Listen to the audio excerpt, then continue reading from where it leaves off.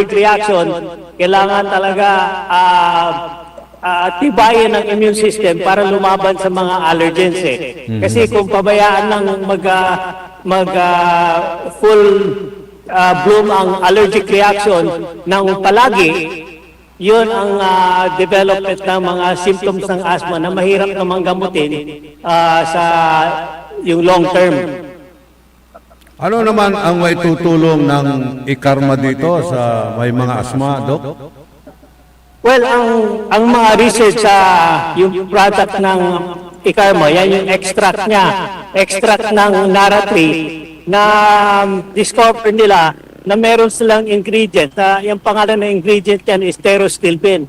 Ang pterostilbene lumalabas sa mga top na mga antioxidants ngayon at saka anti-inflammatory. Ang asthma, allergic reaction yan eh. Ngayon, ang kailangan sa paggamot ng asthma reaction is yung anti-inflammatory. So, ang research studies pinapakita na ang pterostilbene na nakikita sa Nara extract, very potent yan sa pagtulong sa mga allergic reaction. Kasi meron siyang ang tinatawag natin na mast cell stabilizer eh. Yung mast cell, yun, doon nanggagaling ang histamine. Ngayon, kung i-control ng ikarma ang histamine release, mapipigilan ng serious symptoms ng asthma. Yan ang magandang tulong ng ikarma. Ito ba ay kasama doon sa pinag-aralan sa China noong 2021? Nagkaroon ng China study by Xu et al. Sa Yanbian University kung saan ay nakita rito na itong Nara extract ay nakakagamot ng diabetes at asthma. Yes, isa sa mga maraming studies na nagpo-prove ng content ng Nara extract, yung pterostilbene, marami siyang ginagawang yung stimulation sa immune system. Katulad na sinabi ko kanina, isa yun is yung mast cell, yung ang tawag nito, pinapakalma niya ang muscle. Okay? Ang isa pang ginagawa ng ikarma, yan yung anti-inflammatory property niya. Kasama sa mga very strong na anti-inflammatory properties ng mga halaman. Alam niyo mga halaman na dito sa tabi-tabi natin na marami naman, lahat naman sila merong anti-inflammatory properties, yung benefit nila. Pero ito ikarma, kasama sa mga pinakamataas na anti-inflammatory yung properties niya. Isa pang doon sa study na lumabas, ang isa pang property na maganda sa ikarma is yung antioxidative property niya. Yung protection eh. Kasi kung laging nasisira o na-infect yung mga cells ng body na responsible doon sa allergic reaction, tuloy-tuloy ang allergic reaction at papunta doon sa mga lung diseases katulad ng asthma. So, kaya importante ang ikarma. Yung dalawang property niya, very important yan sa protection against asthma. Yung antioxidant property niya at saka yung anti-inflammatory property. Itong tinatawag nilang mataas na ano ng ikarma, itong ORAC. Itong ORAC, Doc, naririnig nyo? Hello. Hello, Doc. Yung mataas na ORAC, oxygen. Nawala yata tayo. Okay. Yung tinatawag nating ORAC, Doc, pinakamataas ata itong ikarma. Oo.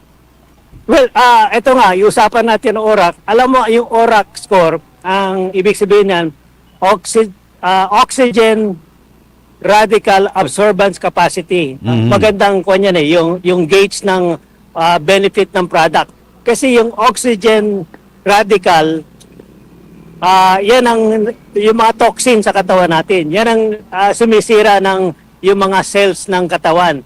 Ngayon, kailangan alisin ang mga oxygen radicals sa katawan.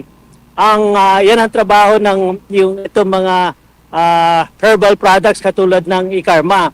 Ang ginagawa niya, nililinis niya ang free radicals na laging present sa katawan natin. Ngayon, yung ORAC score ang tinatawag natin, sa karamihan ng mga herbal preparations, usually mga 5 to 10,000 yan ang kanilang score. Okay? So, magandang reference level yun, yung 10,000 ORAC score. Nalaman pala dito sa research sa Pilipinas, ang ORAC score ng Ikarma is 25,000. Double the score ng mga ordinary na mga herbals na napipili natin. Kaya Oho. mas mabisa siya. Okay, so mas mataas itong ORAC score ng Ikarma sa ibang Yes. herbal ingredients. Twice the strength at half the price ang sinasabi ko dyan. Okay. So, murang-mura lang itong Ikarma, di ba, Dok? Hello? Hello? Nawala na naman tayo sa Hello? signal. Handali, aayusin uli natin, Dok. Parang nawala.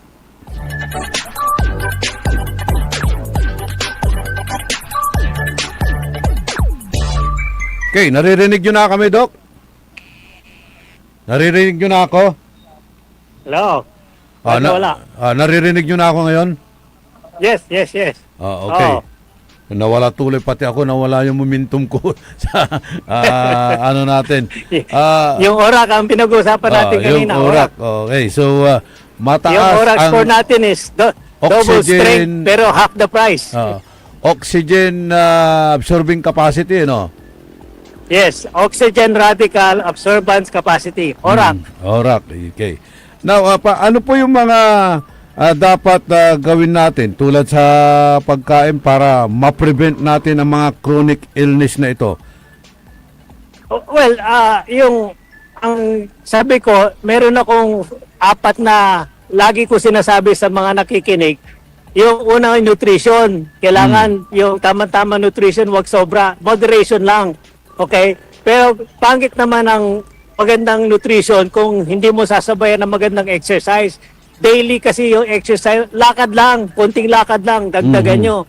Tapos yung third is yung anti-stress. Yung daming problema sa buhay ng isang tao, pero kailangan matuto kayo mag-manage. Huwag yung dibdibin ang mga stress na yan. Tapos yung pang-4, lagi ko sinasabi, supplementation. Yan yung Ikarma natin. So yung 4 na yan, importante sa pang-araw-araw natin para ma-prevent ang mga chronic diseases katulad ng asthma. Okay, na-mention nyo po yung anti-stress. May nangyari po dito sa syudad na kung saan isang senior citizen, si Nanay Suping, ay Yes, narinig ko yun. Ay na bagok na natumba at ito kalaunan patay na, dineclare na lang sa na dead on arrival na. So, kung sa stress ang pag-uusapan, yung mga ganitong edad, sensitibo na yan, di po ba, Dok? Yes, well, kailangan natin na makuha yung more detail kung ano talagang nangyari, kung anong condition ng individual nung inimatay o ay natake. Kasi may mga pre-existing conditions na yung meron kang sakit sa puso. Kung may sakit ka sa puso, tapos dinibdib mo yung stress, alam mo, tuluyan na mangyayari yan Kasi konting stress lang, magkakaroon ka ng yung mga changes ng blood pressure Okay. So yung sudden changes ng blood pressure, pwede magdulot ng heart attack yun. Ganon yun. So yung naririnig ko nangyayari doon yung unfortunately, kasi meron stress factor nga dyan Parang may away. Etong victim niyan, mahina sa stress. So yung nangyari sa kanya, it's either nagalit or na-depressed, na-trigger yung kanyang heart condition, yan, tuluyan na ng heart attack. Yun. So, parang yun na ang proximate cause ng kanyang pagkamatay. Yes, most probably it's cardiorespiratory arrest, gano'n yun. Meron pa isa pang condition na pwede din mangyari kung sakali. Kasi maraming tao ngayon may ang tinatawag natin ng aneurysm, yung parang lumalubong ugat, pwede sa ulo, pwede sa yung aorta, sa katawan. Alam mo, manipis na yung wall ng artery. Konting stress lang, high blood, o depression, pwedeng sumabog yun. Sudden death din yun. Ganon. Mhm. So heart attack, aneurysm, mga ganon ang sudden death. Ayun. Ano yung aorta at pagkakaiba nito sa veins? Hindi, yung aorta, yan yung pinakamalaking ugat na Yes. nanggagaling sa puso. Mhm. Palabas sa puso yun eh. Yan yung bagong, yung dugo, bagong oxygenated, dumadaan sa aorta, yan yung pinakamalaking ugat na nanggagaling na sa puso papuntang the rest of the body. Ganon yan. So Okay? parang yun ang magpapump para Yeah. dumaloy ang dugo. Meron pa isang case na very mysterious, no? Yung isang case din ng bata, di ba? Yung pinakain ng deworming. Oo, di ba? yun. Oo. Oh, yung deworming naman yan, ako, nandun din ako sa panig ng hindi ako naniniwalang deworming ang rason nun. Mhm. Yung mga deworming, very yan eh, sa libo-libo na binibigyan ng deworming, wala namang kahit na side effects eh, konting sakit lang ng tiyan. Yung papunta doon sa death, mahirap isipin yun eh. So ako, pag-aaralan ko, yung condition ng bata before na nabigyan ng deworming. Mhm. Baka meron siyang pre-existing condition na hindi naman nakita. Ganon. O kaya, yung pinainom, hindi naman talaga deworming, nagkamali ng gamot. O nabigyan ng ibang klase na akala deworming tablet. O marami namang pwede natin pag-aralan dyan. Hinihintay ko lang yung autopsy ko, ano talaga nakita sa autopsy. Ayun. Doc, di ba ang deworming bago ka painumin ng purga, kailangan patulugin mo muna yung mga bulate? Hindi naman, hindi. Wala namang instruction before deworming. Bago mo bigyan ng gamot, wala naman yung preparation eh. Wala namang connection sa meals, walang connection sa activity. Ganun lang eh. Ganun ka easy lang ang deworming na process. Mhm. Kasi nasubukan ko na rin yan eh. Bago ako pinatik ng purga, expectorant muna para makatulog daw yung mga bulate sa kakapupurgahin. Oo. Kasi ang isip ng tao kapag nagpurga ka, yung mga bulate malikot, parang nagrarambol. Yun ang akala nilang sanhi ng kanyang kamatayan, yung bata. Oo. Walang kanyan eh. Walang kung merong preparation sa mga ganyang medicine, hindi na dapat ibigay sa mga schools na i-administer yon. Mhm. So nung napag-aralan ng yung Department of Health na walang danger, kaya pinaubayan na sa mga schools na gano'n yung program na yon. Kung dangerous yun, hindi na binigay sa schools yun. Ayun. So ilang taon na ginagawa, baka century pa ginagawa na yun sa mga bata. Ngayon lang nagkaroon ng kasong gano'n. Kaya mahirap na pag-isipan niya, kailangan talaga hintayin natin ang autopsy ng bata. So parang lumalabas, baka may ibang sakit yung bata na nag-trigger lang yung purga. Yeah, well, yan ang sa akin iniisip ko. Unless na proven na yung deworming tablet talaga may gagagawa, makikita naman yun sa, yung toxicology. Tinitingnan yung blood testing kung meron talagang nangyari doon sa blood na may laman ng blood na wala at hindi dapat nandun. Di ba, nabanggit ko kanina, mga stress. Yung mga stress ng bata pwede magdulot ng mga fatal, mga pangyayari. Eh yung bata pwede rin nagkaroon ng aneurysm. Yung bata pwede rin na meron siyang heart condition. Mhm. Ganon. Okay. Mga congenital, Walang 30 minutos, kasumpalan na alas 7 kabusan. Balikan natin si Dr. Glenn Soriano pagkatapos po ng mga paalala. Sige.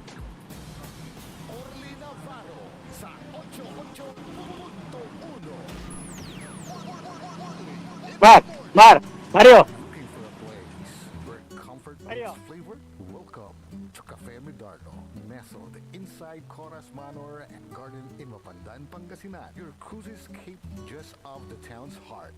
Start your day with a rich aroma of freshly brewed coffee. Savor our signature blends, perfectly paired with warm pastries straight from the oven. Indulge our mouth-watering pasta, all and chef-inspired specialties made with love in every bite. Whether it's a casual catch-up with your friends, a family celebration, or a quiet moment just for you, Cafe Midarlo is your perfect spot to relax, connect, and enjoy.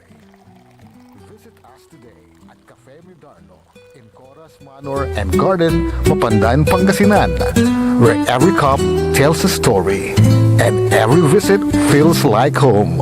Cafe Midarlo, where every sip feels special. Ika-100 taon ng pagbibigay serbisyong pangkalusugan ng Region 1 Medical Center bilang isa ng 1,500 bed capacity na ospital, mas marami pa ang mapapagaling at buhay na madudugtungan ng ospital di lamang sa Pangasinan kundi sa buong Northern Luzon sa tulong ng 12 accredited residency training programs at 13 active specialty centers nito: Cancer Center, Dermatology Center, Eye Center, Heart Center, Toxicology Center, Burn Care Unit, Center for Mental Health, Acute Stroke Unit, Geriatric Center, Infectious Disease Center, Kidney Transplant Unit, Lung Center, at Trauma Center. Patuloy na mangunguna ang R1MC sa pagpapaigting at pagpapaibayo ng dekalidad na healthcare delivery hanggang sa susunod na siglo.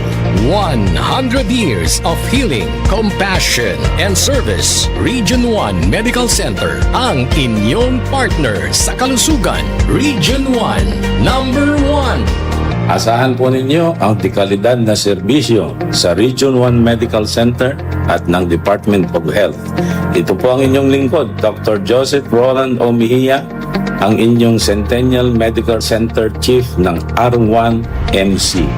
Sa bagong Pilipinas, bawat buhay mahalaga. Talaranan sa paboritong herbal ng bayan, E-Karma Health Option. Kaiba sa paboritong doktor, Dr. Glenn Soriano. At programan Early in the Morning, alas 7 hanggang alas 8 na kabusan. Kada Sabado, Jalabat. At paborito yon istasyon, DWJE 88.1 FM, Radyo Pangasinan. E-Karma Health Option. Mare! Kabigla ka naman, Mare, ha? Grabe, gimagana ka, ah. Mare, di mo sinabi na uwi ka pala ng San Carlos. Ay, oo. Namiss ko na kasi dito ang pamilya ko. Ito na palang San Carlos ngayon. Grabe, Mare. Ang laki na ng pinagbago. Siyempre naman, Mare, alam mo ba na dito sa syudad natin, malaki na talagang pagbabago. Mula sa mga infrastruktura, nandiyan na mga konkretong daan at mga bagong pasilidad. Wow! Meron din tayong trending na ayos, kalusugan karavan na nagbibigay ng libreng serbisyong medikal. Palit-palitan, ha? Saka, nandyan din ang mga programang pang-agrikultura para sa ating mga magsasaka. Ay, wow! At higit sa lahat, Maria, ang pagpapanatili ng peace and order ng ating syudad. Perfect! Di lang yan, binibigyan din ng halaga ang kapakanan ng lahat ng tao at pantay na karapatan sa mga serbisyo ng gobyerno. Grabe, Mare! Ang bongga na talaga ng San Carlos. Parang ayoko na bumalik sa ibang bansa. Oo, Mare. Kung ako sa'yo, dito ka na lang sa San Carlos. Dahil sa San Carlos, tunay na subok na ang serbisyong ayos. Mayor Julia Ayo Resuello po, kasama si Vice Mayor Jose Resbox Resuello at ang Sangguniang Panglungsod ay nandito upang umagapay at magserbisyo sa ating minamahal na syudad. San Carlos, maunlad, ligtas at maayos. Alam niyo ba na ang kooperatiba ay hindi lamang isang samahan? Ito ay daan tungo sa pag-unlad, pagkakaisa at mas maayos na kinabukasan.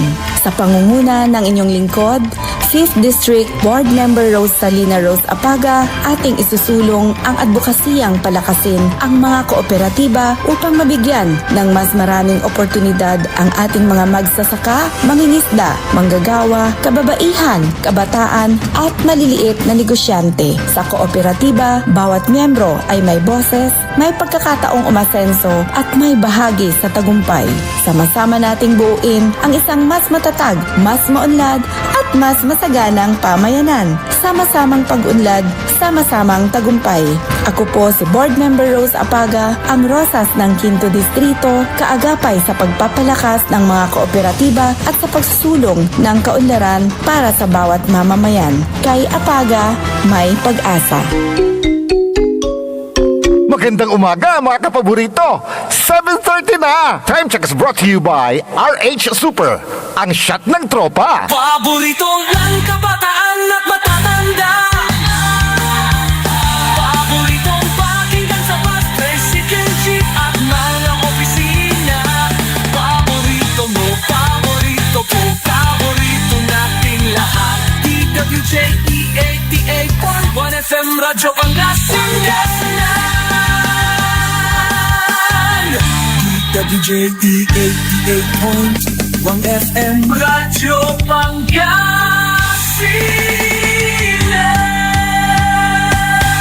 Paborito. Tayo'y mag-ocho-ocho. Ocho-ocho. Ocho-ocho. Ocho-ocho na mag-ocho-ocho. Ocho-ocho. Mag-ocho-ocho pa. Only in the morning. 37 minutos kasumpalan na alas 7 na kabuwasan panangipatuloy na programa tayo.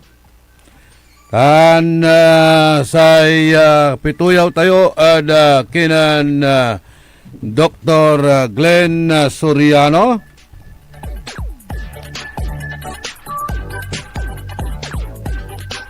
Okay, Dr. Glenn, naririnig niyo na ba kami?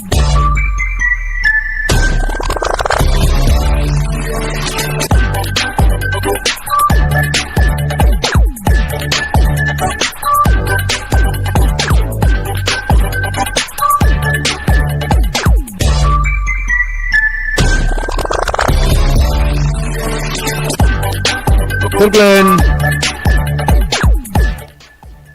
Hello? Mukhang hindi na bumalik. Baka nagdadrive na si Dr. Glenn. Papunta na ng Maliko. Battle Rides, Harabe Volkswagen Club. Okay na ba, Dr. Glenn?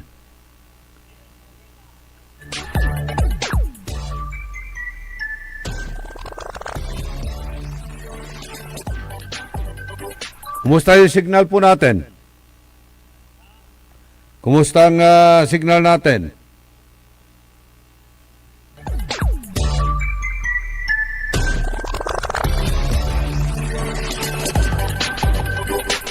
Oh, okay. Naririnig niyo na ako? Oh, pero mahina yung boses niyo. Oh, hindi ko alam kung anong nangyari. Tayo lang ang mas malakas dito sa audio eh. Okay, napag-usapan natin yung nangyari kay Nanay Suping.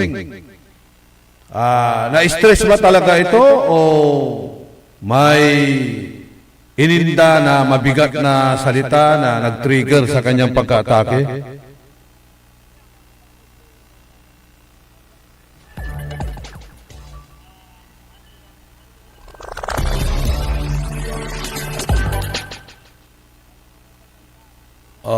Okay. Sandali lang, Doc. Medyo malabo tayo rito. Hindi tayo nagkakaintindihan. Hindi po pumapasok yung audio nyo.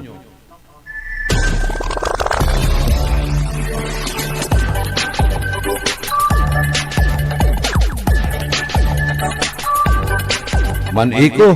Hello, hello. Oh, yes. Ito. Okay na. Meron na?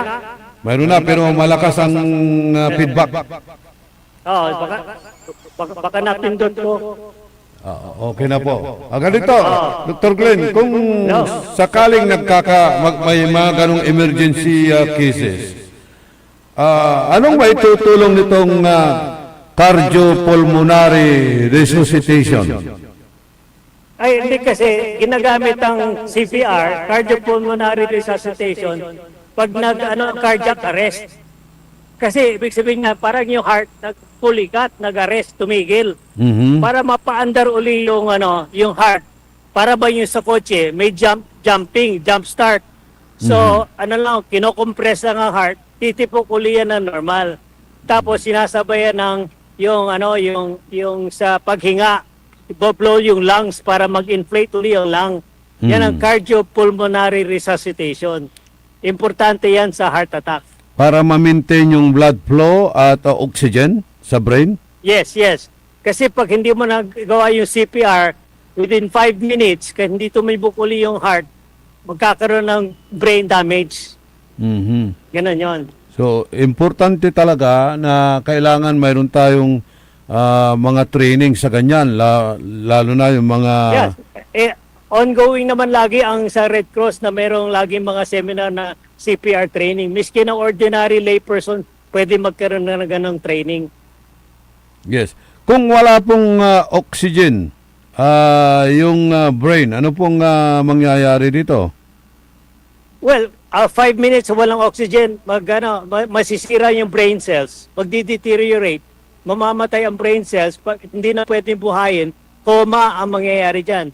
Pag comatose ka, wala nang control ang brain sa body. So parang sinasabi nila, magiging gulay ka na lang, vegetable. And then, ikakamatay mo na yan. Yan, kasama na yun, mga ensuing na adverse effects ng yung cardiac arrest. So ano po ang chances of survival after nitong sudden cardiac arrest or heart attack? Oo. Yung chances ng survival after heart attack, depende yan sa immediate na first aid after attack. Kasi kung ginawa yun within 5 minutes, may pag-asa pa. Pero after 5 minutes na hindi nag-revive, very slim ang chances na mabubuhay ang tao. So kapag ka ibig sabihin yun, kapag ka walang hangin ang utak sa loob ng 5 minuto, kumatos ka na. Magi-start na yung brain damage. Magi-start na. Ganun yun. So hanggang saan inaabot, 5 minutes, wala, mamamatay na ang brain. Ayun. So ganun din sa mga taong nalulunod o nalunod. Dapat may mga taong nanonood, ganun karaming nanonood na wala silang CPR training. Kasi simple lang chest compression at saka yung magbo-blow lang ng breath sa bibig. Okay. What I mean, Doc, yung mga nalulunod sa dagat or sa pool, ganun din dapat ang gawin natin CPR. Ganun din talaga. Kasi cardiac arrest ang nangyayari dyan. Tumigil ang puso. Kailangan buhayin uli kaagad. Ayun. So, pinakadelikado itong cardiac arrest. Ano naman itong tinatawag nating stroke? Anong pagkakaiba ng cardiac arrest sa stroke? Hindi, ang stroke naman, parang nangyayari dyan, hindi nagkaroon ng oxygen, blood supply ang brain. Yun ang nangyayari. Kaya stroke ang tawag doon. Ngayon, kung na-cardiac arrest ka, walang blood na aakyat sa utak, kaya ang mangyayari din yan, stroke din bali. Oho. Ayun. So, dalawa yan na posibleng mangyari. Ano po? Oo. Pero pag nag-cardiac arrest ka, most probably cardiac arrest, pag hindi na revive ka agad, wala, brain dead, parang ganoon din ang stroke.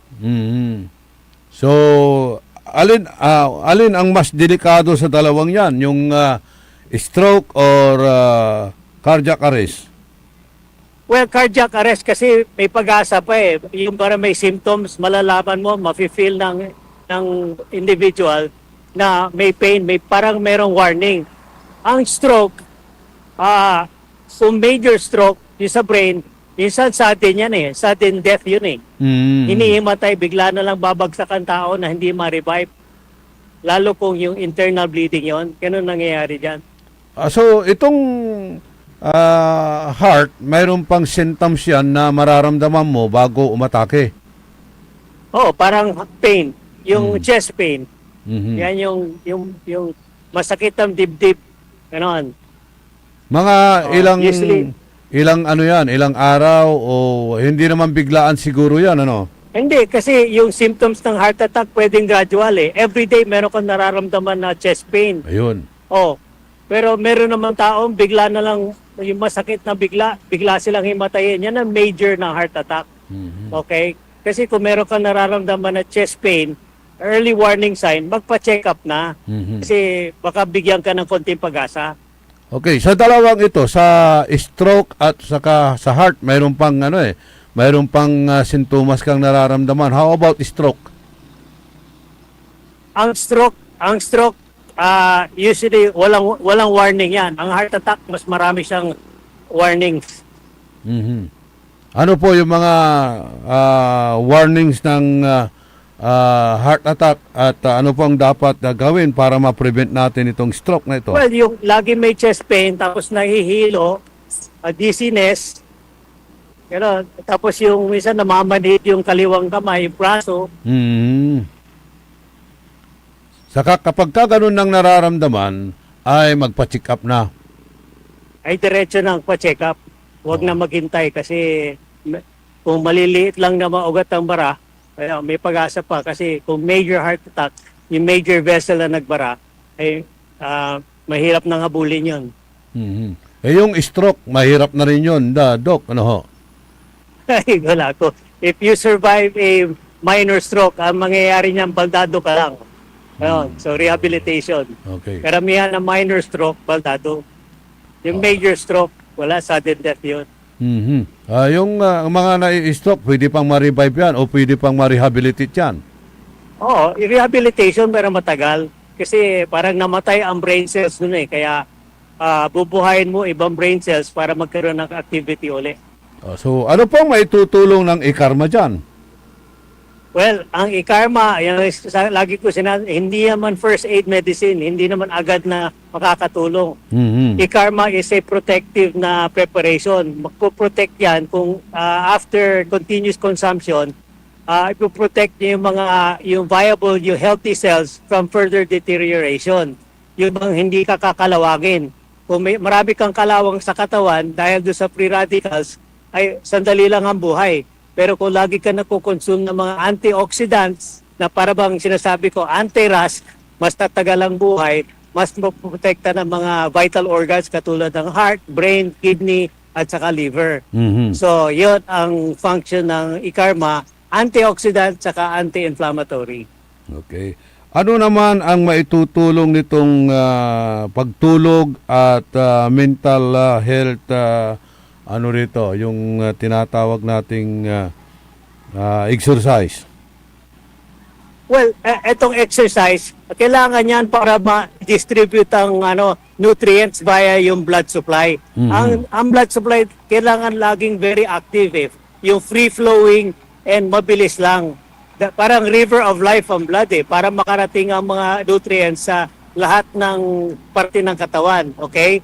Pero meron ding yung exhaustion din ng system ng tao. Pagod na rin minsan yung heart, yung ganon. So kailangan may rest. Ang dapat may tao may rest at least 6 to 8 hours every day para mag-recover ang mga body organs from yung trabaho. So yan ang purpose ng restful sleep every day. So kailangan talaga ng sufficient sleep and mental rest. Hello? Yeah, Doc. Wala. Okay, sandali. Tawag uli ako. Parang naubusan uli ng load. Okay, ready na ba, Doc?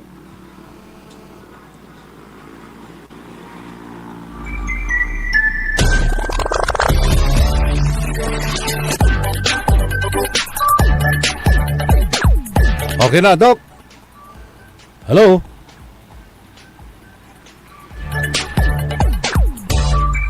Hello? Ayan, malinaw ulit tayo. Wala. Naririnig nyo na ako? Yes, clear. Okay, ito yung sinasabi natin na kanina, parang mag-recharge ka na kailangan mo ng sufficient sleep and mental rest. Yes, importante yan, yung rest. 6 to 8 hours a day of rest is parang sa akin mandatory. for your body to recover eh. Mhm. Kasi may mga ginagamit din ng mga yung mga battery ng katawan, siyempre nauubos, kailangan i-recharge. Ganon. Huwag i-exhaust yung body energy. Replenish, recharge. Okay. Ito pong ikarma ba ay nakakatulong ito para makatulog tayo ng mahimbing, makapagpahinga ang ating katawan? Oh yes, proven yan sa atin. Lahat ng nagko-consume sa akin na ikarma, sinasabi, yan ay isang major na benefit na nakukuha. Ako, subok ko na rin yan eh. Noong dati-dati, medyo hindi diretsong tulog ko. Nung nasubukan ko na, every night, at least 6 hours straight, yan ang restful sleep. So yan ang challenge ko sa mga nakikinig. Kung medyo laging interrupted ang sleep nyo, subukan nyo ikarma. Ay mahimbing ang tulog nyo, 6 hours straight. Okay. May nagtatanong dito, Doc. Good morning nga pala kay Erlinda Magalong Cernardo. Sabi rito, yung asma, kung kinakapos ka ng hininga, pwede bang i-CPR daw yan? CPR? Hindi pwede CPR ang asthma kasi walang cardiac arrest ang involved dyan. Ayun. Papunta doon sa cardiac arrest, yung mga asthma. Oho. So yung asma, Pero, kung nag-trigger yung asma, talagang halos hindi ka makahinga na, babagsak yan sa cardiac arrest. yes. Kung hindi naalagaan kasi, alam mo sa asthma, pinapahirapan ng heart dyan eh. Kung yung heart mo wala sa kondisyon, talagang magka-cardiac arrest yan. Mhm. So, yung mga asthmatic na mahirap gamutin, dapat diretso yun sa emergency room. Pero walang namamatay sa asma, ano ho? Ayun, sinasabi ko, walang namamatay sa asthma. Namamatay doon sa yung complication ng asthma, katulad ng heart attack. Mhm. Okay, so itong asma na ito, ano po yung mga preventive measures na dapat gawin natin dito para hindi madalas umatake? Well, kailangan lang mag-consume ng mga, yung sinasabi na, yung mga antihistamine na natural, katulad na nakikita natin sa ikarma. Natural antihistamine ng ikarma. Mhm. Okay? Tapos avoid yung mga triggers. Avoid yung mga allergenic foods. Tapos i-avoid yung mga extreme temperatures, yung hot and cold. Tapos i-avoid yung mga dusty areas eh. Yan yung mga nagtitrigger ng asthma. Okay. Yan yung mga tips sa may mga asthma. Mhm. So, kailangan talaga regular ang paggamit ng ikarma para ma-prevent natin. Itong tinatawag natin parang panangga sa mga sakit. Yes, correct. Ay, partner, lalakad na yata kami. Ganun po ba? Okay, your parting message sa Doc kasi paakyat na kayo ng total malapit lang naman yan eh. Walang isang oras yan. Paalis pa lang kami dito sa Pinalunan. 1 hour din ang biyahe namin, paakyat. Mhm. Sige. So sa mga nakikinig, itong topic natin ng asthma ngayon. Kung meron kayong asthma, ito, kailangan uminom kayo ng ikarma para next year wala na kayong sumpong, wala na kayong episodes of asthma. Okay. Thank you very much. Okay, thank you partner. See you again next Saturday. Bye-bye. Nanggalan tayo sa palapag na Dr. Glenn Soriano, nilira satay sakit puso, asma, tanamay nayari papalapag lanti na Dr. Glenn walay nan trigger samay kapan stress akapan stress mat o akapangitar na stress at kinananay suping ditan lukaw.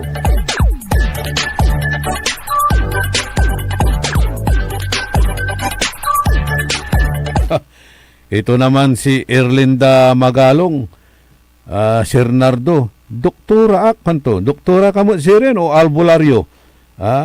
Ano si ibaba kami amin ladjay, ipainom mo larate pansitan, serpentina, Anthony Raya, aloe vera. Nayarin aya si Erlinda Magalong Cernardo. at Dr. YouTube. Dr. YouTube, no antura may nanunang ng to YouTube si katumutla. Ganyan doktora mutla. Papaparam si Dr. Dr. Gilbert Amboyski Kaikop, yamang birthday natan.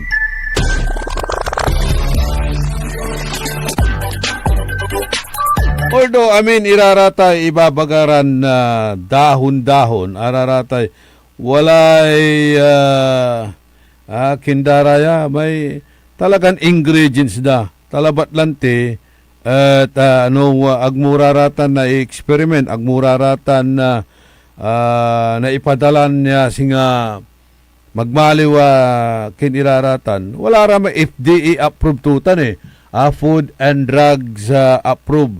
Yasing saya ikarma at FDA approved. Undalan itan tapiano aga basta-basta so panggamit at naiwasan iraratay side effect. Okay, walay Dr. YouTube kunda wala mo so attorney Google. Alaga Good morning at Kenan Lawrence Palma, Napoleon ko, Agustin Perez ditan at Sacramento, California. Cristina Ocampo, si Ate Cha ditan at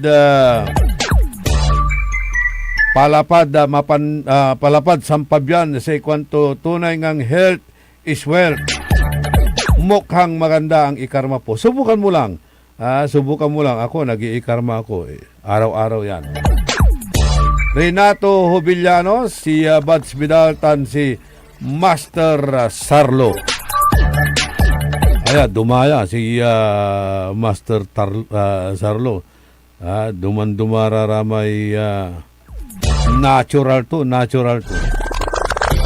Engineer OG Cornel Bentinilla, happy birthday mo at kinan Leto Ranges. Greetings malalapod kinan Stephen Ibaristo.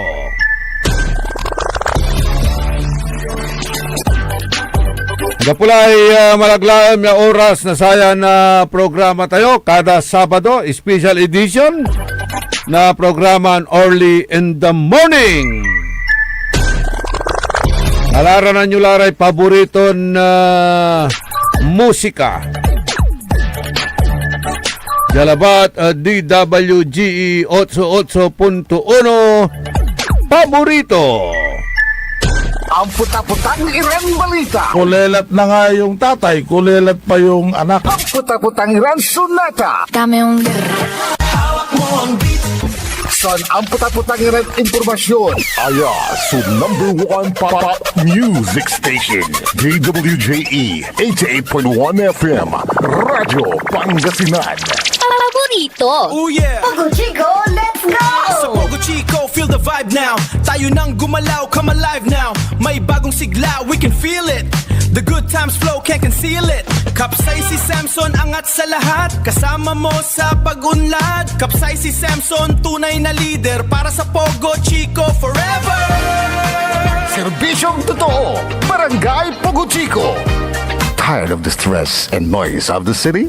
And looking for the perfect getaway? Good thing there's J-Max Resort Hotel. Cozy rooms, a refreshing pool, and a peaceful escape for the whole family. Whether you are on a trip, a barkada outing, or even solo retreat, J-Max Resort Hotel is the perfect destination. So pack your bags, leave the stress behind, and discover the place where relaxation meets comfort. J-Max Resort Hotel, your perfect place for any kind of occasions. J-Max Resort Hotel is located at Villanueva Street, Poblacion Norte, Santa Barbara, Pangasinan. For inquiries, you may call at 0947-980-3263 or 075-636-8479. J-Max Resort Hotel.